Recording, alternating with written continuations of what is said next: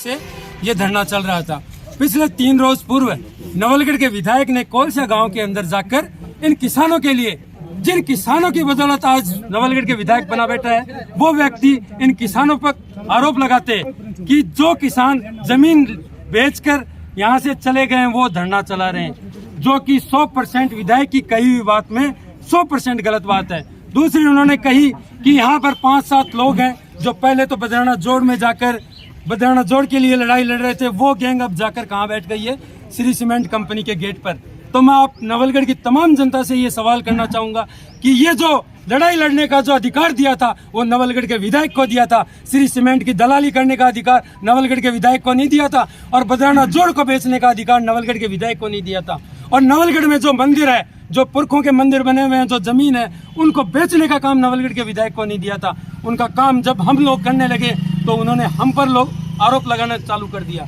हम पर तो आरोप लगाते, हमें कोई आपत्ति नहीं है, लेकिन एक किसान जो वहाँ पिछले 3 महीने से ऊपर 111 रोज से वहाँ बैठा है, जिसके घरों के कनेक्शन को काट दिया गया है, जिसके पानी के पीने के कनेक्शन को काट दिया गया है, जिसकी जमीनों के तारबंदी को हटा दिया गया है, वो किसान वहाँ पीड़ित होकर उस गेट के सामने धरना दे रहा है। तो यहाँ नवलगढ़ के विधायक को क्या पेट में दर्द आ गया? जो एक शांतिपूर्वक धरना चल रहा था उस पर किसानों पर आरोप लगा दिया कि ये किसान तो लालच में 50 लाख रुपए के लालच में बैठे हैं। मैं ये कहना चाहूंगा नवलगढ़ की जनता से, क्या कोई भी व्यक्ति अपनी जमीन को बेचता है वो अपने मैक्सिमम रेट्स लेने के लिए अपनी लड़ाई नहीं लड़ता? ये क्या किसी के पुरखों की जमीन थी या उसके नवलगढ़ के विधायक की जमीन थी जो ये किसान गलत लड़ाइयां लड़ रहे हैं? अगर नवलगढ़ का किसान किसी को बनाना जानता है तो वो पुरजोर तरीके से उसको मिटाना भी जानता है, और आने वाले समय में ये नवलगढ़ का किसान पुरजोर तरीके से इस वक्तव्य का विरोध करेगा जिस वक्तव्य को नवलगढ़ विधायक ने कोलसा गांव में रखा था। आप जिस तरह से बेबाक राय रख रहे हो,